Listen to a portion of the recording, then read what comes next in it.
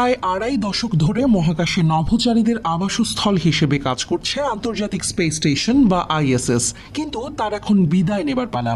আর কয়েক বছরের মধ্যেই এটিকে কক্ষপথ থেকে ছাড়িয়ে পৃথিবীতে নামিয়ে এনে ধ্বংস করে ফেলা হবে বলে সব পরিকল্পনা সারা। গুরুদায়িত্ব পালন করবে ইলন মাস্কের স্পেস এক্স।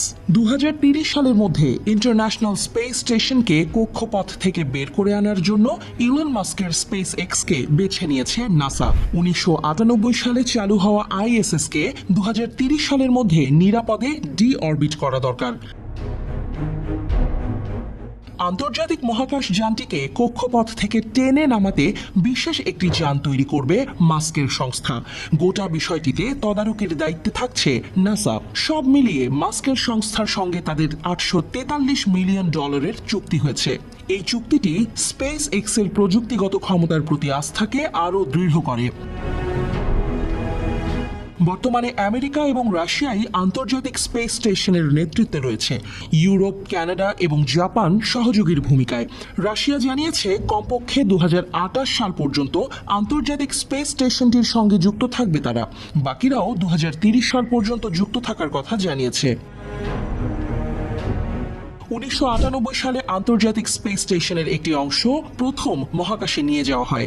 2004 সাল থেকে সেখানে গিয়ে নিয়মিত কাজ করছেন নভোচারীরা। 400 কিলোমিটার দূরত্ব থেকে প্রতি 90 মিনিটে আন্তর্জাতিক স্পেস স্টেশন পৃথিবীকে প্রদক্ষিণ করে। এখনো পর্যন্ত মহাকাশ গবেষণার অধিকাংশ কাজই সেখানে সম্পন্ন হয়েছে। মহাকাশের নয়া উপাদানের খোঁজ থেকে সেখানে সবজি ফলানো, মানুষের বয়স বৃদ্ধির প্রক্রিয়া খতিয়ে দেখা, এমন হাজারো গবেষণা হয়েছে আন্তর্জাতিক স্পেস স্টেশনে।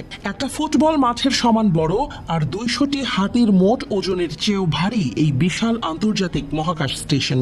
কিন্তু এর যন্ত্রপাতিগুলোর অধিকাংশই এখন কয়েক দশকের পুরনো হয়ে গেছে। এর ফলে ভবিষ্যতে এই স্টেশনটা বিপজ্জনক হয়ে উঠতে পারে। এমনকি সঠিক কক্ষপথে রাখার জন্য তাকে নিয়ন্ত্রণ করাও অসম্ভব হয়ে উঠতে পারে। নাসার পরিকল্পনা অনুযায়ী স্পেস এক্সের তৈরি যানটি মহাকাশে গিয়ে 430 টনের আন্তর্জাতিক স্পেস স্টেশনকে ধাক্কা দিয়ে কক্ষপথ থেকে সরাবে। তবে মহাজাগতিক বর্জ্য হিসেবে সেটিকে মহাকাশে ফেলে রাখবে না, বরং টেনে নামিয়ে আনা হবে প্রশান্ত মহাসাগরে।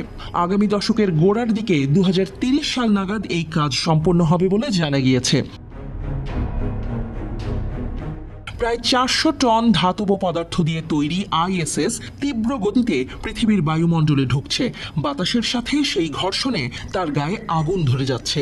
তারপর সেই জ্বলন্ত অগ্নিগোলক আছড়ে পড়ছে সাগরের বুকে। প্রশান্ত কয়েক হাজার কিলোমিটার এলাকার মধ্যে কোথাও ঘটবে এই ঘটনা।